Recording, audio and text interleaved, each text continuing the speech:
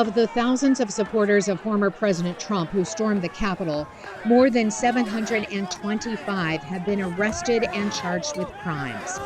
Floridian Robert Scott Palmer received the stiffest sentence yet, more than 5 years for assaulting a police officer with a dangerous weapon. Palmer is seen here spraying officers with a fire extinguisher, then throwing the canister at police. VOA was scheduled to interview Palmer, but he's in jail in quarantine after catching COVID.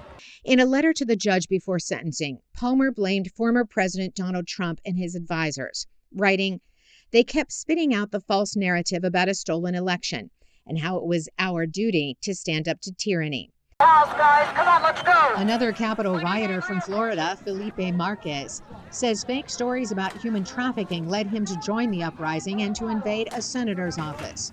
Marquez pleaded guilty to disorderly conduct in a restricted building and received 18 months probation.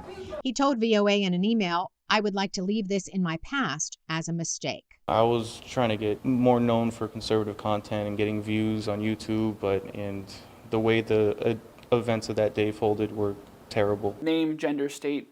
John Lewis with George Washington University's program on extremism is tracking each case of those who stormed the Capitol. You have defendants from 18 to 80 years old.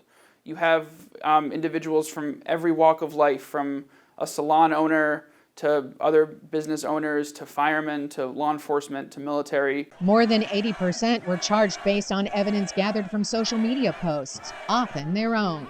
Like Texan Jennifer Ryan, who gained notoriety after tweeting this photo in front of a broken window, along with a tweet that read, "We just stormed the Capitol. It was one of the best days of my life."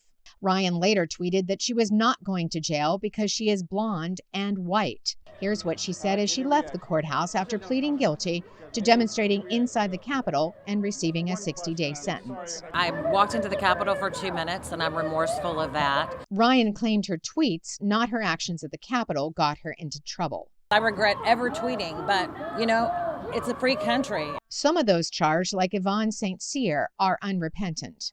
I own what I do, but I still believe in what I did was the right thing. Others are not commenting on their case, including the man who propped his feet onto House Speaker Nancy Pelosi's desk and allegedly stole some of her mail. Instead, Richard Barnett, who faces 7 charges, is complaining about jail conditions, including solitary confinement. You can love me, you can hate me. You can love me and hate what I did. You can not like anything about me. But you have to put that aside, because this isn't about me. This is about our federal prison system in America and what they are doing to people. Trials have been avoided so far, as defendants have accepted plea bargains, sometimes for a lesser charge. Court observers say hundreds of remaining cases will take years to adjudicate. Carolyn Persutti, VOA News, Washington.